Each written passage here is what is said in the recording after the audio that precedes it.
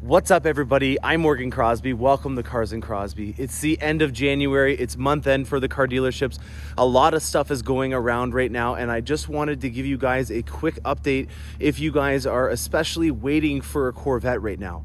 Unfortunately, due to supply constraints, there is going to be a hold off for about 1 week at the Bowling Green production facility, and this is due to a lot of news that we are receiving right now from General Motors to us about a semiconductor shortage. This is something that's inevitable with what's going on right now. It's difficult to try to give somebody a proper expectation. You know, I get calls and emails and comments about what is going on. When can I get a Corvette if I gave you a deposit right now? And it's really difficult to be able to give you an expectation when there are so many factors going on right now involved with this supply chain shortage. So if you guys are on one of my lists, I really hope that you guys can keep patient as everyone else is in the same boat. You know, if you're thinking that if you had a guy that you know that had a Mustang or a Lamborghini on order or anything along those lines, everybody is in the same boat. So if you are waiting on my list, I hope you guys can stay patient. I will have some more updates soon. We also have some fun stuff to talk about, though. We're going to be going on about some things about in the news right now with Corvettes. And I also have this. It's in the dark right now. As you can see, the paint really changes a lot when it's switched up in the darker lights. This is the ceramic matrix gray. I always kind of try to document in different weather what my Corvette looks like, and right now this is another really cool light. You know, it's dark out, there's some street lights and stuff like that, and it almost gets away with looking white again. These headlights, I haven't really talked about them a lot because I normally don't film, but these are absolutely remarkable. The amount of clarity that I see and a clean line. If you can see right there on the wall there's a really good clean cut line, and that's what you're wanting in a high quality vehicle, because you want to have a bright light, but you also don't want to offend other people, especially like if you think about it when you're going into your local area. If you're constantly running into your neighbor that's coming to you, and you've got a really glaring headlight, that's not really friendly to them. And there's some vehicles out there on the market that do a really bad job at it. The easiest way to kind of test it is to see a straight line across.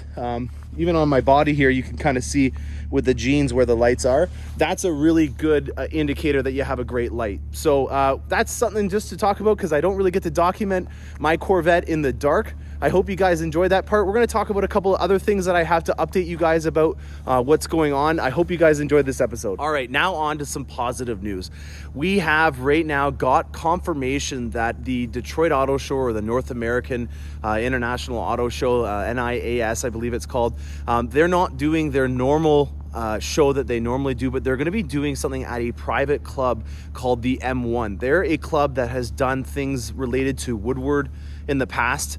I'm very excited to see that it's coming near the end of the driving season. That's going to hopefully be something that we can look forward to and not be disappointed that it may change up. So that is something that I'm very excited about, because it may be the first time that I'm allowed to go down south and see a lot more Corvettes. I saw a video the other day that was on, I believe, the Mid-Engine Corvette forum, linking to this gentleman that has a brand new YouTube channel. He has about 300 followers, and he took a trip down to Quebec, and it was absolutely unbelievable. I could not believe the amount of different colors and combinations that I saw in there, what I would give to be able to go down there and do a walk around on all those vehicles that they have there. It was really impressive. So it's good to see that a lot of people are ordering this Red Mist Metallic.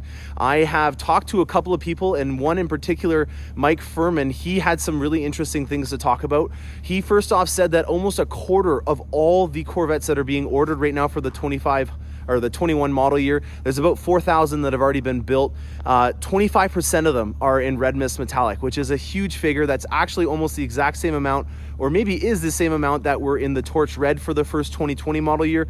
It's really interesting to see which colors are going to be taking the market share away from other colors, and it looks like Torch Red is taking a hit, and 25% of all the cars right now are approximately being built, according to Mike Furman. And then he also noted that he himself has seen this color in a lot of detail, and it reminds him of an older color that we had called Burnt Orange Metallic. It was on the C7 generation last. for one model year, I believe. It might have been 2 at the very beginning. It was a really great color, and he was noting to me that in direct sunlight, this new Red Mist Metallic does have a little bit of hues of orange in it, which I thought was really great information as well. So if you guys are in the process of getting an order fulfilled, I hope that helps you guys out with some new intel on the colors, as it's one of the ones that we haven't seen before. I've got a lot of really cool things going on with the rims.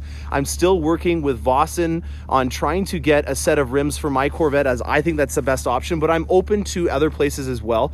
I really don't have an affinity with any rim manufacturer. I'd like to learn about the process a little bit more.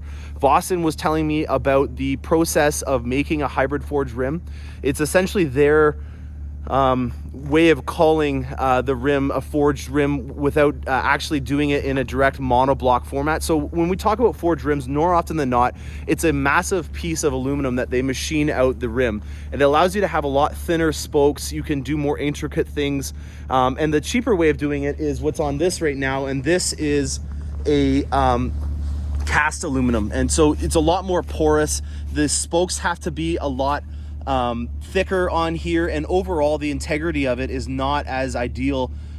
If you wanted a long-term solution, it's going to be a lot less robust, and that has nothing to do with General Motors. Every single one of those manufacturers that uses this type of rim, it's going to have that issue. So don't think that it's just GM. I know that there was some news a couple years back about a class action lawsuit. It happens with everybody because that's the style, and if you want to improve the durability of your rim, then the best way to do that is to either purchase a aftermarket option. And the other reason why I've been dragging my feet a little bit is because there will be some more performance orientated models in the future. I actually don't know if this is the case, but I'm being optimistic that General Motors is going to come out with a more performance orientated rim that maybe has a little bit more strength to have a smaller spoke.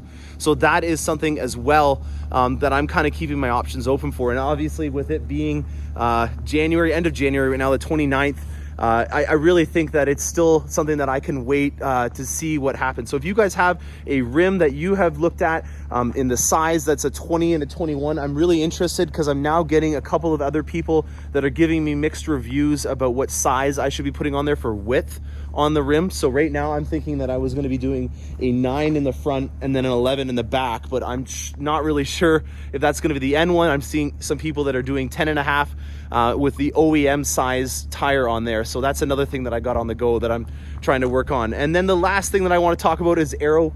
I did get a chance to talk to Joseph, who is the owner of ACS Composites up in Montreal, Quebec. He is making some serious progress. I got to see some stuff today that I was really excited about. It gave me a little bit of positivity in my day after what we heard about Bowling Green, because he has some really amazing stuff that's coming through the pipes, and I'm very excited because it looks like I'm going to have a chance to be able to put some of it on my Corvette, and I want to be able to pass along to you guys how that's going to look and how it went on, as there's going to be a lot of people around the local area, but even further than that, I know that it's very popular in the States as well. And so I want to make sure I can get that across to you, because he does do shipping, and it's very quick and efficient. So thank you very much for watching, guys. I hope you guys enjoyed this episode. Keep a positive outlook on what's going to happen. Everyone's in the same boat. Happy motoring, and I'll see you guys around.